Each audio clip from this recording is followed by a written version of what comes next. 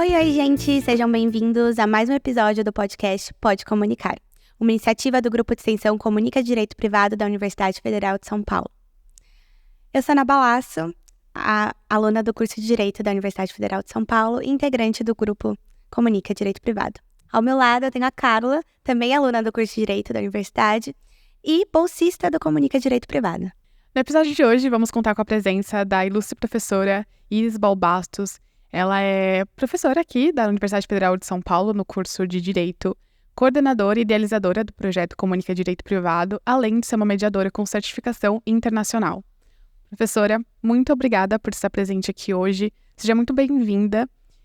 Hoje, no episódio, vamos comentar um pouquinho sobre a comunicação não violenta. Então, agradeço muito por estar aqui conosco hoje. É uma alegria, ainda mais para falar desse tema. Então, agradeço, Ana, agradeço, Carla, pela oportunidade de a gente poder conversar um pouco mais e poder trazer algumas informações, algumas coisas sobre a importância dessa comunicação assertiva, dessa comunicação não violenta e tantos nomes que aí tem sobre isso. Então, acho que vamos para a primeira pergunta? Vamos começar. Então, vamos começar. Vamos lá. Professora, o que é a comunicação não violenta? Como surgiu esse conceito?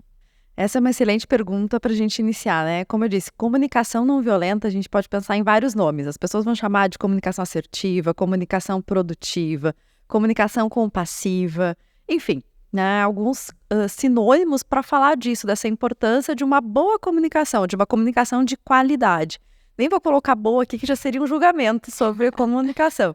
Mas a ideia é de uma qualidade nesse processo de comunicação para que a gente tenha clareza. E quando a gente pensa em comunicação, a primeira pessoa em comunicação não violenta, a primeira pessoa que nos vem à mente, até trouxe aqui o livro do Marshall, é o professor Marshall Rosenberg, nesse livro clássico de comunicação não violenta, dentre tantos outros que ele trabalha essa temática. Mas a comunicação não violenta não nasce com o professor Marshall. Ele é, absorvido a partir dessa ideia e ele sistematiza dentro de uma estrutura essa comunicação não violenta. Mas se a gente pensar no que é, isso vem de movimentos da ideia de não violência, né? Desses movimentos de desobediência civil, por exemplo. A própria Judith Butler, quando a gente pensa em não violência, ela fala exatamente disso, dessa prática, né? De uma resistência a essa destruição.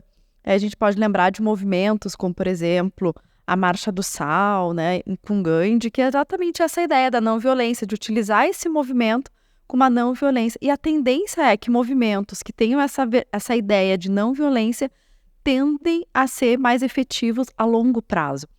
E aí o que o Marshall fez? O Marshall sistematizou isso. Ele organizou nessa, que a gente pode chamar, ele mesmo diz, né, que não é necessariamente um procedimento, a gente até usa como procedimento, uma estruturação, mas é isso, é uma sistematização de como essa comunicação pode ser mais efetiva, como é que a gente pode apresentar com mais clareza.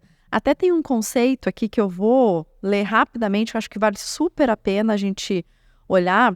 Esse livro eu super recomendo, aqui já fica a primeira dica para a gente falar, que ele diz assim: a CNV se baseia em habilidades de linguagem e comunicação que fortalecem a capacidade de continuarmos humanos, mesmo em condições adversas. Então, ele traz a ideia de que a comunicação não violenta é lembrar algo que a gente já sabe. É relembrar algo que a gente já está aqui dentro.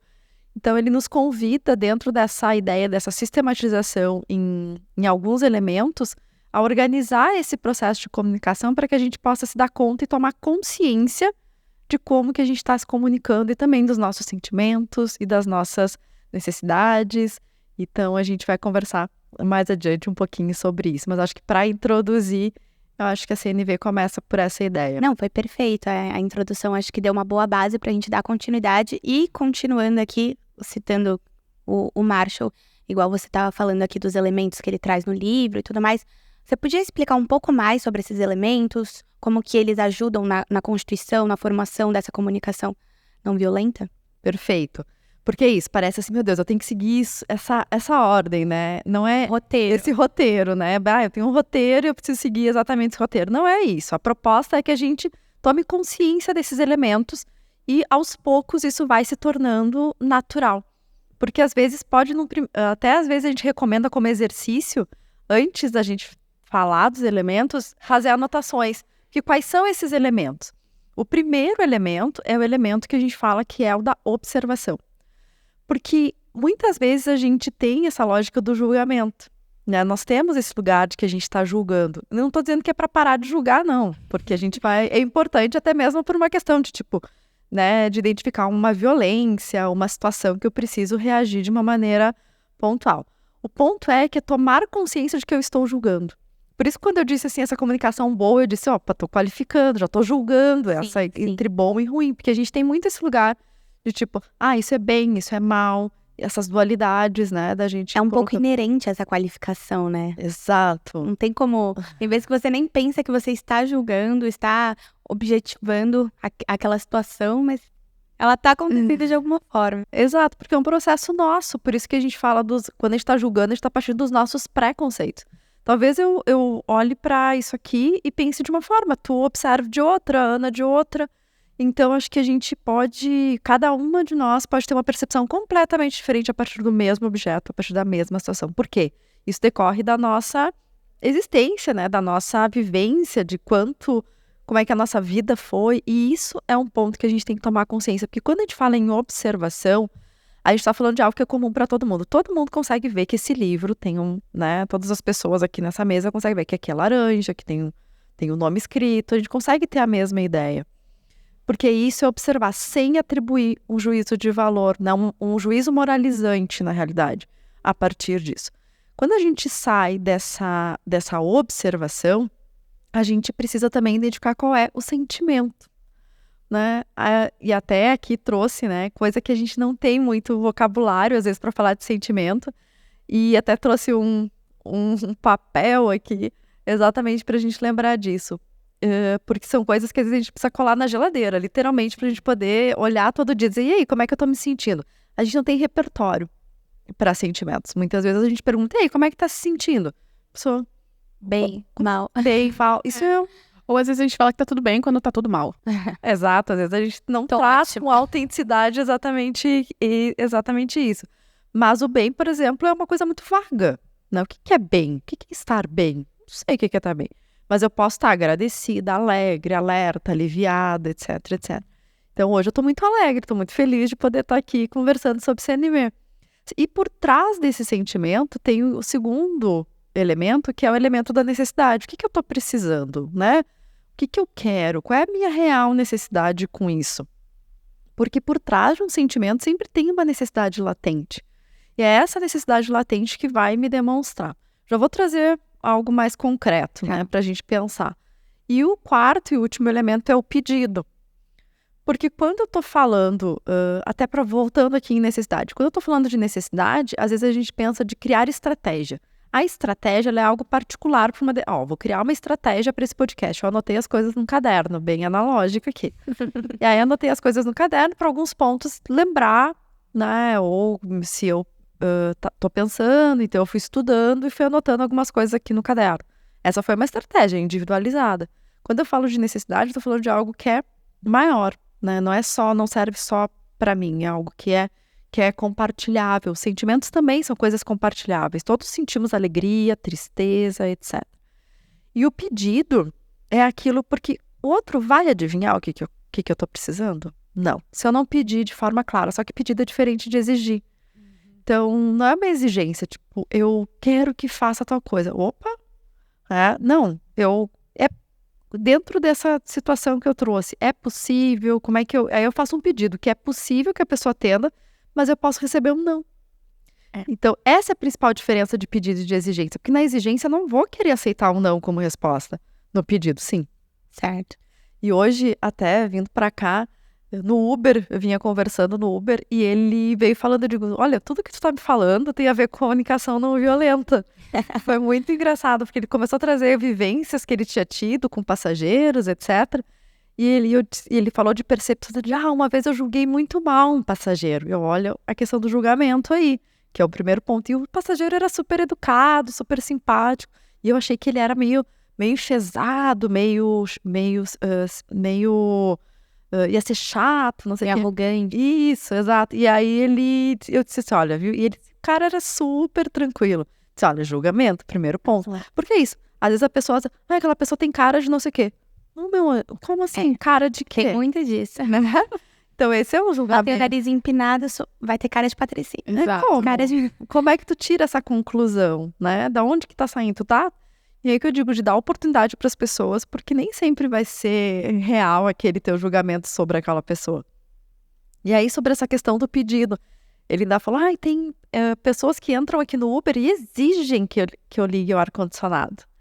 E tem pessoas que perguntam, será que tu pode ligar o ar-condicionado? É possível fechar o vidro que eu tenho uma reunião para que ligue o ar-condicionado? A pessoa está fazendo um questionamento e um pedido. Se ele disser, olha, não é possível, porque por isso, por aquele outro, a pessoa talvez atenda. E até mesmo do tipo, aceite aquele não. Agora, diferente, olha só, liga o ar-condicionado, fecha os vidros, não sei o quê. Aí tem um tom de exigência. Então, esses elementos da comunicação, não é pra gente ficar o doido ficar pensando, meu Deus, eu tenho que falar observação. Qual é a ideia, então, para tentar resumir? Eu falo a observação, então, eu observo, Ana, que a minha caneca não está cheia. Eu me sinto um pouco frustrada porque eu queria tomar água, eu tinha uma necessidade de tomar água. É possível que tu coloque água para mim? Então, claro que a gente não precisa ficar falando isso, tá, gente? Pelo amor de Deus. Claro. Mas é um processo de tu começar a pensar nesses elementos. Por isso que a primeira dica para quem quer começar a treinar é do tipo, pensar nesses elementos e anotar. E depois transferir informação talvez de uma outra maneira, não tão estruturada. A gente não precisa ficar falando desse jeito.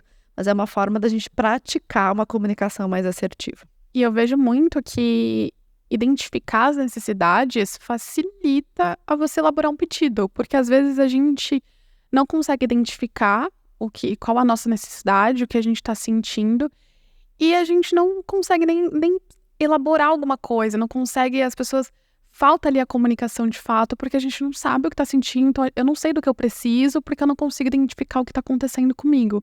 Então, ter esse repertório, inclusive, de sentimentos, das necessidades, facilita bastante identificar e fazer, às vezes, pelo menos nesse começo, quando a gente não está tão habituado à comunicação não violenta, a entender, não, tá, o que está acontecendo comigo agora? O que eu estou precisando?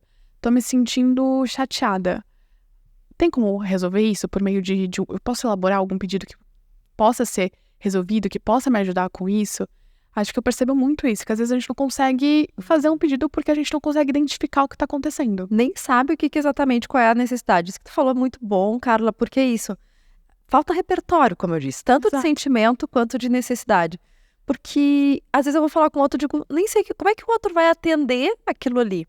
E quando a gente tá falando de autoconhecimento, e comunicação não violenta é isso, é um processo de se conectar com a gente. Por isso que a gente costuma dizer que a raiz da comunicação não violenta é a autoempatia. Exato. Porque eu não consigo ser empático com o outro se eu não me dou empatia. Aí eu fico, eu errei, eu fui mal, meu Deus, agora, não sei o quê. E fico nessa punição. Exato. Aí eu acho que sai muito mais fácil você elaborar uma exigência do que um pedido. Exato. Isso tudo. Exato. E a exigência, ela é muito mais difícil de ser aceita, né? Porque quando você faz um pedido de determinada forma, a pessoa, não, putz, aquela pessoa realmente, eu tô percebendo como que ela tá se sentindo e você se sente muito mais aberto a aceitar. Agora, quando vem simplesmente uma exigência, você fala, que isso? Quem que ela pensa que eu sou pra querer fazer tudo que ela tá exigindo nesse E aí momento? gera uma frustração, e da frustração vai gerar uma comunicação violenta. E um desgaste da relação, né? Total. Porque tem aí uma coisa importante, que é a conexão. Eu não me conecto com o outro. Para que eu possa me conectar, como é que a gente se conecta? A partir dessa humanidade que existe no outro. Exato. E aí a gente cria essas coisas e a gente vai saindo dessa humanidade e eu vou colocando no outro um monte de rótulos, um monte de barreiras que vão me impedindo que essa comunicação aconteça. Então eu vou colocando muros, eu vou criando um muro na nossa comunicação. E às vezes é isso, às vezes eu preciso dar um tempo e dizer, olha, eu não consigo falar agora. Porque eu tô chateada, eu preciso elaborar isso aqui dentro. Depois a gente conversa, pode ser. Porque eu preciso organizar, me reconectar com o que está vivo dentro de mim, para que eu possa, a partir do que está vivo em mim, conversar, trazer para a Ana e a partir disso poder elaborar isso conjuntamente. Porque às vezes na hora que está a emoção aflorada, a gente precisa de um tempo. Exato. E eu vou pegar exatamente esse gancho pra gente trazer um certo acontecimento que gerou uma grande polêmica nacional, vamos dizer assim. Sabemos que está tendo as eleições, o período eleitoral aqui, e teve um debate entre 2 candidatos para o município de São Paulo. Não vamos citar nomes, porque o objetivo aqui não é falar dos candidatos em si, mas sim da situação. Você até estava falando, quando vemos a situação que os sentimentos estão à flor da pele, existe uma necessidade de dar um passo atrás, se reconstituir, repensar, respirar fundo e realmente poder seguir e trabalhar com a comunicação assertiva. Teve um incidente onde isso não foi gerado, não aconteceu, essa percepção, dessa necessidade de dar um passo atrás, e acabou gerando além de uma comunicação violenta, também ações violentas, né? Atitudes ali onde o outro foi ferido de certa forma, e o debate, que era para ser de forma respeitosa entre os candidatos, não pôde continuar. Eu queria saber o que a professora acha disso, onde que a comunicação não violenta poderia ter sido melhor atuada, ou entre os participantes, ou entre até mesmo o mediador que estava ali presente. Legal, essa pergunta polêmica, né? Mas eu acho que é isso, olhar alguns pontos aí. Eu estava falando exatamente isso. Onde é que está a violência? A violência está nesse lugar de afastamento. Está nessa ausência de compaixão, nessa possibilidade. A gente não se conectou. Porque é isso, eu me conecto com a humanidade do outro. Por isso que a gente fala desse movimento empático. E é por isso que eu digo, a autoempatia é o primeiro ponto. Para eu poder oferecer empatia para o outro, eu preciso estar entendendo o que é isso. E quando a gente fala disso, a gente fala também dos nossos gatilhos emocionais. Todos temos gatilhos emocionais. E aí voltamos ao autoconhecimento. Que é isso, a gente precisa se dar, é um movimento de dar-se conta, de consciência. Acho que essa é uma palavra importante, consciência. De consciência de como é que eu tô me sentindo a partir daquilo que foi dito. Onde é que tocou? Porque o Marshall tem um ponto muito importante que ele diz, olha, os sentimentos, as pessoas não é a pessoa que a Carla me irritou. Não é a Carla que me irritou. Eu fiquei irritada, eu me sinto irritada com aquela ação. Se fosse a Carla, se fosse qualquer outra pessoa, eu me sentiria irritada da mesma maneira. Porque é isso, o que as pessoas fazem pode ser estímulo, mas não é a causa do meu sentimento. E aí, nesse ponto, eu acho que a violência, voltando, tudo isso que eu tô falando, né, gente, aqui, a base é exatamente essa construção do Marshall, exatamente isso. A violência tá nesse lugar de eu desesperadamente querer aqui falar da minha necessidade. Então, eu acabo agindo num movimento de violência, nesse lugar de afastamento. E aí, o que acontece? No momento que eu tô aqui, tentando até mesmo, porque a comunicação, ela tem um movimento intencional. Então, às vezes, eu quero disparar no outro aquilo ali, eu tenho alguma intenção, e o outro aceitou. Aquilo ali pegou e reagiu. Que é o que a gente fala, por isso que até tem uma girafa aqui, nessa diferença, né? Por que o Marshall usa a girafa como símbolo da comunicação não violenta? Porque é isso, é um animal que tem um pescoço longo, tem a questão da autenticidade, tem os cascos, mas tem esse filtro, é o mamífero com maior coração, porque a comunicação não violenta é essa linguagem do coração. E qual é o oposto da girafa? É o chacal, o lobo, pescoço mais encurtado, ou seja, reação. Então a pessoa falou, qual foi a reação? Pegou e teve uma reação, né, a partir daquela fala que lhe tocou e que, disparou um gatilho específico. E aí foi lá e aconteceu que todo mundo ficou sabendo, aconteceu a cadeirada. Eu acho que é um pouco sobre, a comunicação ela sempre vai ser sobre uma ação e reação, mas a diferença tá em como você vai reagir, né, o tempo da reação. Se existe um tempo de reação, sim, perfeito, estamos trabalhando a comunicação não violenta, uma comunicação assertiva, você tá sendo a girafa daquele momento, né? Mas se não existe esse tempo de reação, se é rápido, igual foi, não só nesse acontecimento, mas deve acontecer no dia a dia, pessoal, das pessoas. Mas é isso, a violência é uma reação trágica a uma necessidade não atendida. É exatamente esse lugar, é uma resposta trágica a uma necessidade que não está sendo atendida. Então, eu acabo agindo violentamente, porque se eu tô com as minhas necessidades atendidas, eu não tô reagindo de forma violenta, porque eu tô conectada com esse lugar da minha necessidade. Então, teve uma ação intencional de provocar e a outra pessoa poderia não ter reagido. Ela poderia ter agido de uma maneira consciente, de uma maneira reflexiva, de outra forma. Ele não precisaria ter utilizado da violência para trabalhar aquilo ali. Então, quando a gente traz esse ponto, é novamente esse lugar do autoconhecimento. Do tipo, por que esse gatilho disparou? De onde é que veio esse gatilho? Qual é esse lugar? Por que eu reagi daquela maneira? E aqui, gente, na época, a gente vai de vez em quando trazer uma fala que não é legal. Mas aí cabe dizer, pá, não era isso que eu queria falar. Me dá um tempo, depois a gente conversa. Eu acho que reconhecer esse lugar do tipo, me dá um tempo é tão importante. Porque às vezes a gente realmente precisa de um tempo. A famosa inteligência emocional, né? A gente conseguir administrar e tá tudo bem bater errado de uma forma, aquilo que a pessoa falou não me agradou, mas é você reconhecer que você precisa de um tempo para absorver, para entender e para reagir de forma não violenta a tudo aquilo, para você conseguir, poxa, não foi legal, se eu reagir agora, vai dar ruim, gente. A conexão vai se desintegrar nesse momento.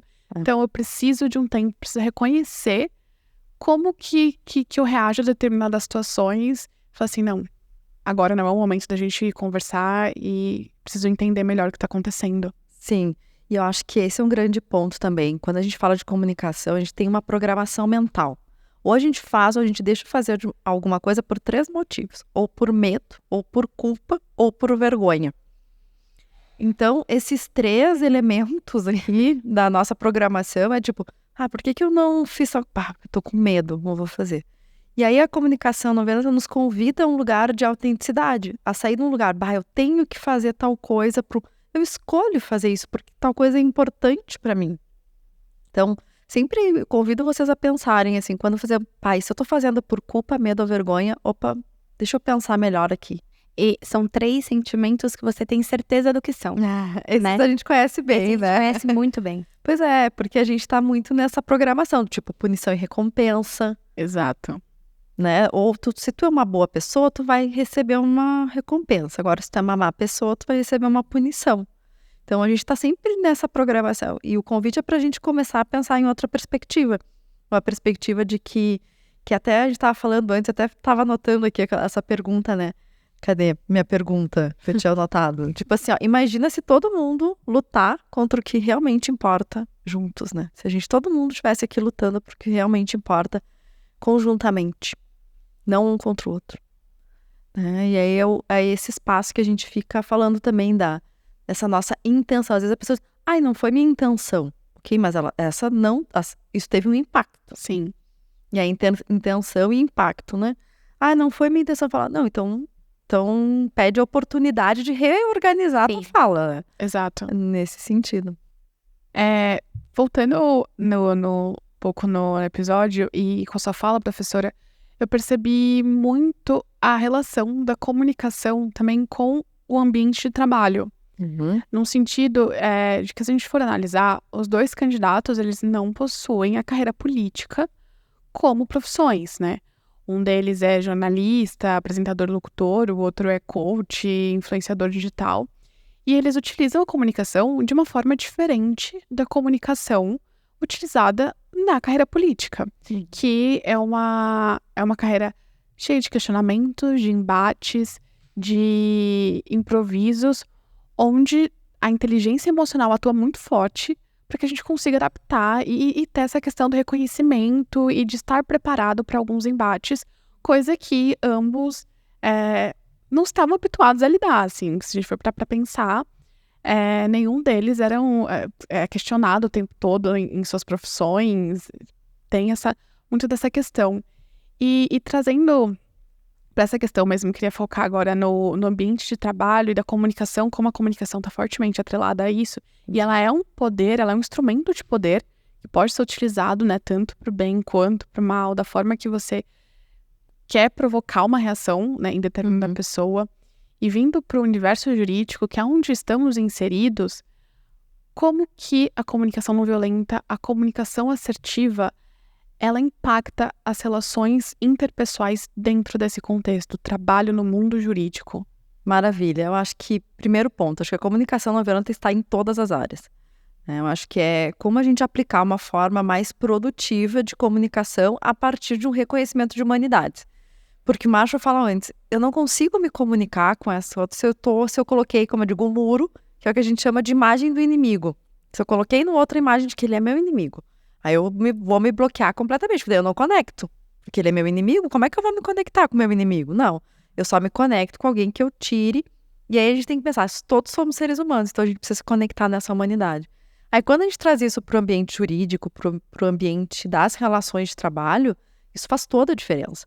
Cada vez mais a gente tem visto a evolução, tanto nas empresas, de tipo ambientes que tem uma outra lógica, né? Não, a lógica tão hierarquizada, ela vem abrindo espaço para uma lógica um pouco mais horizontalizada em muitos sentidos. E quando a gente fala da CNV, a gente está falando de uma comunicação que é do eu, né? É uma comunicação, eu percebo tal coisa, eu observo assim. Porque é isso, eu estou compartilhando a minha forma de ver aquele mundo. Talvez o outro não concorde. E aí, que bom, porque a gente tem a oportunidade de conversar a partir desse lugar e talvez construir um terceiro elemento, uma terceira percepção que talvez nem eu tenha me dado conta, que talvez não seja minha, que talvez não seja tua, mas que talvez seja uma terceira que funcione para nós duas. Então, se a gente não se dá essa oportunidade de diálogo, de conversa, eu não vou saber o que a Ana está pensando, ou o que a Ana percebe sobre isso aqui. Então, da mesma forma, a gente precisa poder compartilhar essas percepções e conversar. E aí a gente sai da exigência e a gente passa para esse lugar do compartilhamento, da cooperação, da colaboração. Por isso que a gente fala, né, da importância da colaboração. E a gente vai trazendo para o mundo jurídico isso através de institutos super importantes, como a mediação, a conciliação, a negociação. Todos esses são métodos, meios aí de autocomposição que tem o diálogo por base. E quando a gente fala de diálogo por base, a gente está falando de uma comunicação assertiva. Claro, a gente está falando desse lugar aqui de ter uma comunicação consciente, uma comunicação clara, uma comunicação concisa, uma comunicação que expresse para o outro como eu estou me sentindo ou qual é a minha necessidade para que eu possa fazer o pedido. Eu acho que isso no universo jurídico vai estar tomando já um espaço, e tipo, o próprio Código de Processo Civil, quando traz a importância da mediação, reforça, né? Porque eu digo, a mediação não nasce no CPC, mas reforça essa importância da mediação. A gente está aí trazendo um sinal de que, opa, né, conversar pode ser muito bom. Talvez a gente construir espaços de conversa e não uma conversa sem técnica, porque a mediação tem toda aí uma formação, toda uma técnica por trás, um procedimento. Então, acho que é fundamental a gente começar a olhar isso. E eu acho que as relações são muito mais benéficas.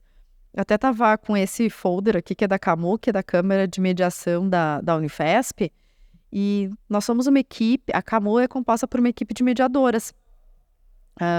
E essa equipe, eu sempre brinco, eu digo, é tão bom trabalhar entre mediadoras, porque é isso. Às vezes a gente tem momento de começar a reunião assim, e aí, como é que a gente está se sentindo hoje? Porque às vezes tu tá super estressada, tu tá super ali, meu Deus, um monte de coisa do final de semestre, ou isso, ou aquilo, ou aquele outro, e eu não sei muito bem o que tá acontecendo.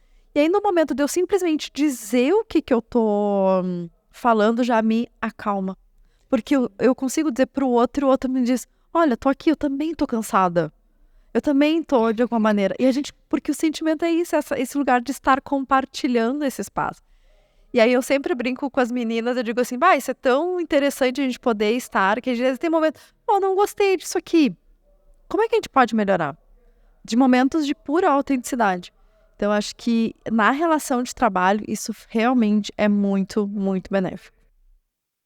E agora, você falou Carla perguntou da relação de trabalho, vamos puxar para o seu outro lado de trabalho, né, a área do direito de família, que a professora já estudou e continua estudando por muito tempo. Como que essa relação da comunicação não violenta poderia beneficiar os inúmeros casos de divórcio que acabam sendo decorridos de inúmeras brigas entre os casais, principalmente aqui no Brasil, a gente sabe que tem um grande número de divórcios decorrentes de brigas. Como que a comunicação não violenta poderia trazer para a relação de casal, do casal, né? Como que ela poderia ser benéfica para isso? Para a gente não acabar com da forma que muitos divórcios acabam terminando, né? Sim. Aquela falta de amizade do casal, que poderia ser muito... Se constituir uma família, acaba prejudicando toda aquela relação familiar que poderia continuar mesmo com o divórcio entre o casal. Perfeito. Essa é uma excelente pergunta quando a gente fala de direito de família, tem tudo a ver, né? Só que assim, vamos tirar o estigma de que isso é só para o direito de família, né? Acho que esse é o primeiro aviso que eu sempre faço. Sim, sim. Né? Porque, por exemplo, a gente falou de relações de trabalho, então no âmbito empresarial isso tem uma super importância. Tá isso em alta até. Super. A mediação tá. Exatamente, a mediação empresarial, todas as questões envolvendo essa questão de um bem-estar na empresa, da qualidade, da saúde do trabalho, tudo isso. Pensando no trabalhador, né? Faz muita diferença, né, no ambiente de trabalho. Exato. São tantas horas unidas no mesmo ambiente. Exato, se for pra pensar, às vezes a gente vê mais nossos colegas de trabalho do que nossa família. Não, eu acho que não tem dúvida disso. É, a gente exato. passa mais tempo no ambiente de trabalho do que Então, convivendo com familiares. Tem que ter muitas uma vezes. facilidade de comunicação ali, né? Exato, até pra gente isso, se reconhecer a partir do outro, né, se conectar com esse lugar. Daí, indo pro direito de família, eu sempre digo, acho que o melhor laboratório para quem quer começar a trabalhar comunicação não violenta é dentro da família, com os nossos pais, com os nossos pares, com os nossos filhos, com as pessoas que estão nesse cenário, porque são as pessoas muitas vezes que, e você já deve ter ouvido falar algo do tipo, mas por que fora da família se comunica bem e dentro da família não consegue? Porque a gente tem ali muitos sentimentos. Muito. Esse é o grande ponto. A gente tem muito sentimento, às vezes, não organizado. São muitas relações, né? Exato, muita vivência, muito tempo, né? É muita coisa construída ali. Por isso que a complexidade das empresas familiares, né? Então, nem vamos entrar nesse assunto. Mas, enfim, voltando pro divórcio. Eu acho que esse laboratório de usar a comunicação não violenta no âmbito das nossas relações familiares e pessoais, ela é super importante porque nos ajuda a conseguir aplicar isso cada vez mais, inclusive nas nossas outras relações. Então, acho que é um teste, um excelente laboratório. E eu acho que contribui muito nisso, principalmente quando a gente tem casais que têm filhos, crianças ou adolescentes. Porque a gente tem aí uma continuidade dessa relação. Acabou a conjugalidade, mas não acabou a parentalidade. Então, acho que a gente tem que começar a fazer essa diferença, né? Uma coisa é a conjugalidade, que se terminou e beleza, tá tudo bem. Outra coisa é a parentalidade que vai seguir, inevitavelmente. Não existe ex-mãe, ex-pai. Não que você queira, não existe. Então, existe uma convivência aí que vai ser duradoura, né, a longo prazo. Mas já tem mais de 18 anos. Eu digo, ok, mas essa pessoa vai constituir família, vão ter os netos. Não sei, vai ter aniversários, festas, formaturas, casamentos, sei lá. É muitas coisas, muitos eventos, muitos momentos que essas pessoas vão ter que se encontrar. E aí entra a importância da gente pensar, por que acontece nessas brigas? As pessoas não elaboraram bem o luto. Desse luto, desse lugar, desse rompimento. Na CNV a gente fala muito disso, de celebrar, quando a gente precisa celebrar algo. Por exemplo, estou muito feliz com esse podcast, hoje a gente vai celebrar isso. Ou a gente está celebrando, ou a gente está pedindo. Ou a gente está celebrando, ou a gente está, por exemplo, a gente também precisa pensar que do outro lado tem o luto. E a gente precisa enlutar algumas coisas. Como o término de um relacionamento precisa ser enlutado. Nossa, eu lembrei muito de uma frase do John Green, que ele, no livro A Culpa das Estrelas, que ele fala, a dor precisa ser sentida. Perfeito, é exatamente isso. A dor precisa ser sentida, o luto precisa ser vivido, para que eu ultrapasse a barreira do luto e possa ali seguir a partir disso. Ou seja, reconhecer esse luto, reconhecer esse movimento, porque é importante a gente falar de luto quando a gente está falando de divórcio, porque a dor do divórcio é tão grande quanto a dor, por exemplo, de uma perda de uma pessoa querida, de um pai, de uma mãe, de uma avó, enfim. Eu sinto que às vezes muitos casais falam, não, mas eu não gosto mais dele, não existe mais aquele mesmo sentimento, mas já existiram, eles já estavam presentes, eles constituíram aquela relação, que pode não ter sido de 30, 40 anos, como alguns têm, alguns casais possuem, mas o tempo que durou, ela teve a capacidade de constituir aquilo.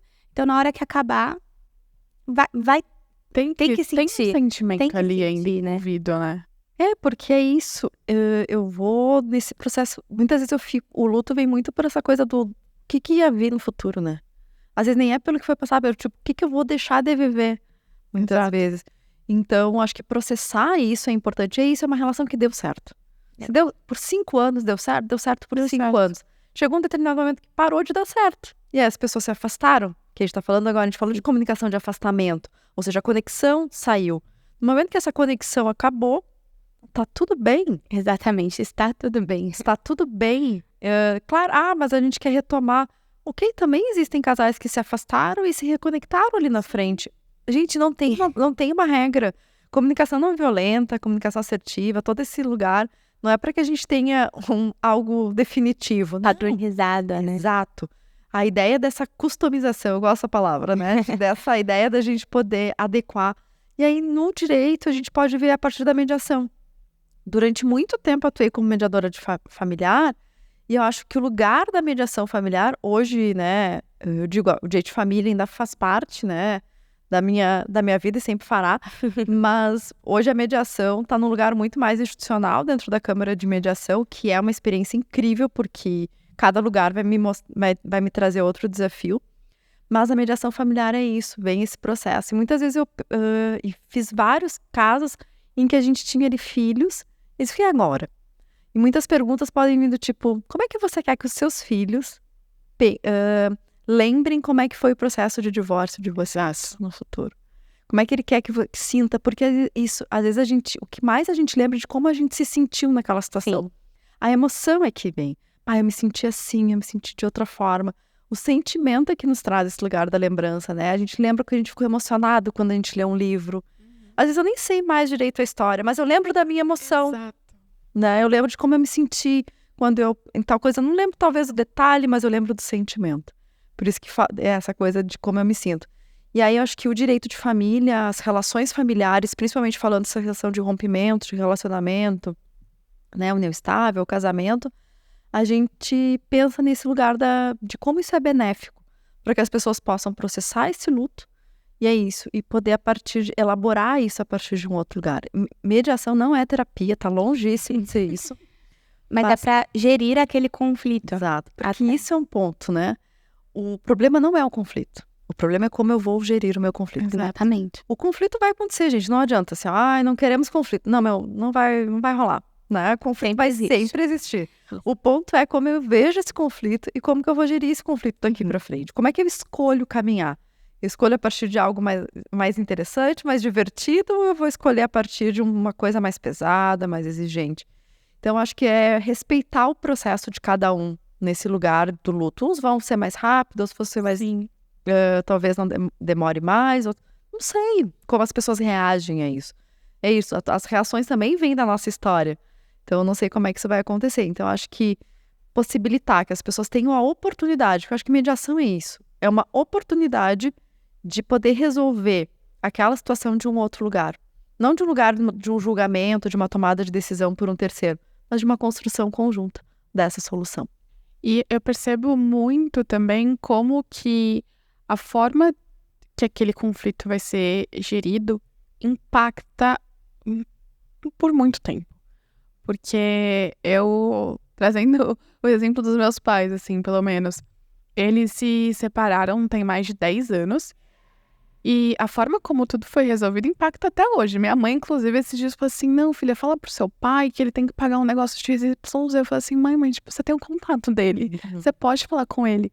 Mas a forma como tudo aconteceu, que separações geralmente não são agradáveis. Claro que não. São...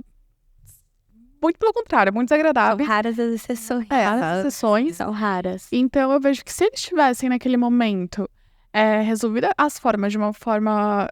por meio dessa comunicação assertiva, de entender pedidos e necessidades, eles teriam uma relação muito melhor do que eles têm hoje. Claro, eles não se odeiam, nada demais. Mas é aquela coisa de que você... Um afastamento. Um afastamento, a ponto de que eles me veem ali como... a mediadora da relação em que eu tenho que sempre mandar o ponto correio, quase. Sua mãe fala pra isso, seu pai fala isso. E, poxa, e não é aquela coisa, igual você falou, já, por exemplo, filhos mais velhos, não precisa... Não, eu tenho 23 anos e eu ainda estou envolvida nessa situação, não saí ilesa disso, por mais que naquela época eu também já fosse maior, eu já entendesse, não mais de idade, mas já entendesse melhor o que estava acontecendo, não saí ilesa daquilo. Claro. Então, é muito, muito perceptível pra mim como que um momento impacta lá pra frente, como as coisas são resolvidas naquele momento, impacta por muito tempo e muitas pessoas. Exatamente. Acho que o que você falou é muito importante, porque os reflexos que vão ser sentidos a partir daquilo podem ser, a gente pode escolher os reflexos, né? Exato. Claro que cada um vai sentir de um jeito, ninguém tá aqui colocando, mas como eu processo isso, e principalmente nos filhos, o impacto disso nos filhos, como que eles vão olhar para isso no futuro. Então, acho que quando a gente pensa nessa possibilidade, é respeitar o processo de cada um e oportunizar, como eu disse, essa construção, esse cuidado, Porque é isso, se a pessoa casa, se ela tá vivendo com alguém, ela não quer separar. Ela tá casando porque ela tá ali envolvida, ela quer construir. Só que tá tudo bem não dar certo ali na frente. Só que eu não preciso fazer isso uma escolha trágica na minha vida. Eu posso olhar e dizer, beleza, tá? Como que eu escolho lidar com essa situação? E eu acho tão interessante isso, porque passaram por mim alguns processos que estavam, há anos no judiciário, os processos. Teve um caso que uma vez me marcou muito, que estava, acho que eram uns quase 7 anos, e não tinham filhos menores de idade, eram os filhos adultos, era só por uma questão patrimonial. E eles estavam, não, acho que esse não era tanto tempo, mas enfim, deve ter sido uns 3, 5 anos, sei lá, alguns anos, e chegaram no final, assim, conseguiram chegar no entendimento de como ajustar aquilo ali, né? Algumas sessões aconteceram, e depois no final, eu lembro muito bem dessa medianda, olhando pra ele assim, posso te dar um abraço? Porque eu te quero bem, tu é pai dos meus filhos. Ai, que legal. E aí tu vê que é isso, eles não precisam conviver mais, separou o patrimônio, os filhos têm a vida deles, mas, cara, é o pai do filho, é a mãe dos filhos. Exatamente. Então, é inevitável. Então, quanto a mediação pode ter um impacto nesse movimento de comunicação. Eu lembro que essa mediação me marcou muito, esse final, assim, porque é isso. Você não espera, né? Acho que uma muito mais trágica, né? Se não fosse a atuação da mediação ali. Poderia ter ficado muito tempo ainda brigando muitos anos ainda no judiciário, como muitos processos continuam. Exato. Então, às vezes, eu digo, gente, mediação não é para tudo e para todos. Eu acho que tem que ter esse cuidado, né? Mas eu acho que em muitos casos ela vai trazer muitos benefícios se for uma possibilidade. A gente vai analisar, claro, o advogado, a advogada, analisar a situação, identificar, nesse aqui dá para fazer a mediação? Por quê? Então, vamos ofertar, vamos trabalhar, vamos pensar nisso. Porque é isso, é a oportunidade da gente comunicar os nossos sentimentos. E às vezes, já fiz mediações também que a pessoa diz, mas tu nunca tinha me dito isso antes? Tá me dizendo na mediação? Como assim? Aí a gente fica, realmente, qual era o nível de clareza que as pessoas tinham sobre como elas estavam se sentindo, sobre o que elas estavam precisando, quais eram os pedidos, as necessidades. Então, às vezes em mediação isso fica muito claro mesmo. E hoje em dia eu sinto que está tendo uma adesão muito maior do judiciário em designar muitos casos para mediação e conciliação. Muitos. Para a área de mediação e conciliação. Porque eles veem que, assim, ainda tem um grande impasse, porque o judiciário, sim, precisa dos processos com eles e tramitando dentro do judiciário. Mas eles querem levar. Existe uma certa adesão para isso, mesmo. Em muitos casos não, mas é o que a professora falou. Tem casos específicos que dá, mas aonde tem a possibilidade de, tá sempre, pelo menos os que eu tô acabando vendo desses últimos tempos, tem sempre uma certa parte sempre do juiz, designando audiência de conciliação, tal dia, tal horário, porque não tem mais resolução, não tem o porquê continuar a resolução no judiciário, não tem, só vai gerar mais impasses, custos, e desgaste das partes, né? É um desgaste emocional, né? Sim. E é isso, como eu disse, não é pra todo mundo. Tem casos que a gente precisa do julgamento e tá tudo bem. Ninguém tá falando aqui pra isso não acontecer.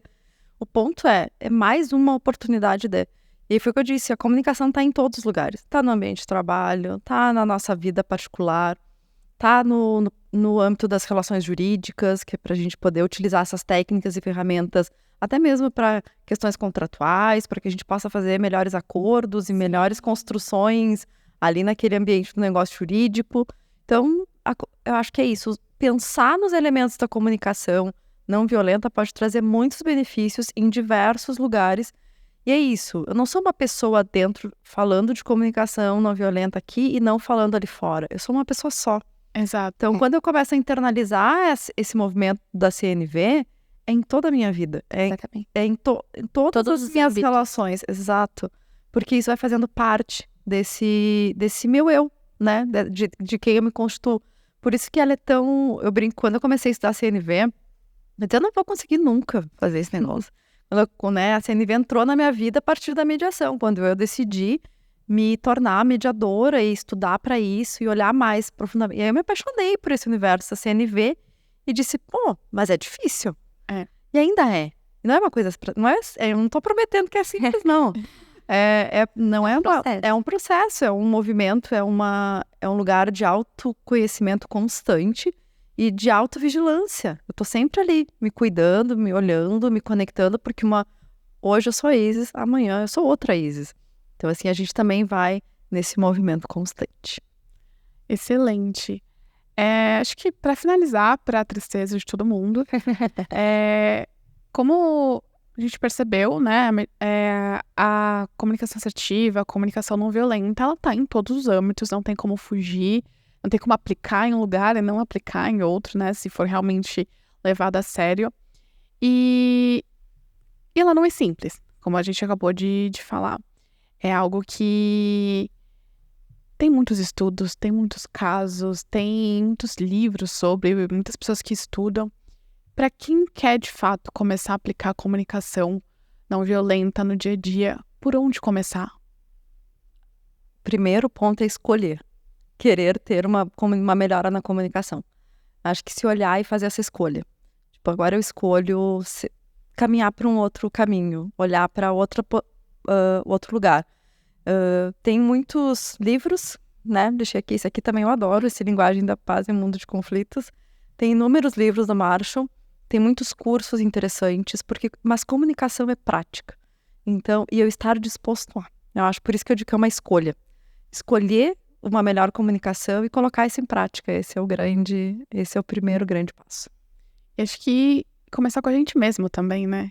Com certeza. Acho que é uma das principais. Eu percebo, depois que eu conheci a comunicação não violenta, eu comecei a olhar para mim mesma com mais gentileza e entender quais são as minhas necessidades. Especialmente, por exemplo, semana passada foi uma semana completamente conturbada, cheia de provas, aquela coisa da ansiedade e tudo. E eu tava cansada pra caramba, porque semestre longo, com muitas atividades que foram colocadas ali pra uma segunda parte. E aí eu falei, o que tá acontecendo? Por que eu tô assim? E aí eu falei assim, gente, se estranha. Isso estranha. Estranhamento. O que eu tô sentindo? Eu falei assim, nossa, eu tô muito cansada, eu tô exausta, isso tá me deixando frustrada comigo mesma, porque eu não tô conseguindo render nos estudos. Eu falei, o que eu preciso? Preciso de um tempo. Eu amo ler. Então eu falei assim, vou me dar um tempo de leitura, um livro que eu gosto, sei lá, um tempinho no sofá, porque isso me faz bem. E depois que eu fiz isso, que eu atendi esse meu pedido... Essa tua necessidade. Minha necessidade, exatamente. Fluiu muito bem depois. Eu consegui engatar ali num estudo e foi. Porque eu olhei pra mim, percebi qual era o meu sentimento, qual era a minha necessidade. Fiz um pedido pra mim mesma. Assim, por favor, você pode sentar ali no sofá e relaxar? Eu falei assim, tá bom. Vamos lá. E depois deu tudo certo. Se eu tivesse continuado ali do jeito que eu tava, não ia render nada, eu só ia me frustrar cada vez mais e as coisas iam desandar. Perfeito, é isso aí. Esse é o caminho. Isso. Bom, acho que encerraremos por aqui o nosso episódio. Professora, eu queria te agradecer. Imagina, obrigada. Muito bom relembrar, aprender muito mais sobre a comunicação não violenta, entender muito mais sobre as técnicas, sobre os fundamentos e principalmente poder compartilhar aqui com vocês nessa mesa que foi tão frutífera no dia de hoje. Carla, queria também te agradecer. Muito bom sempre estar com você. E é isso, muito obrigada. Espero que vocês tenham aproveitado o episódio de hoje. Continuem acessando os nossos canais e redes sociais, @Comunica Direito Privado. E a gente volta com mais episódios. Tchau, Obrigada, tchau.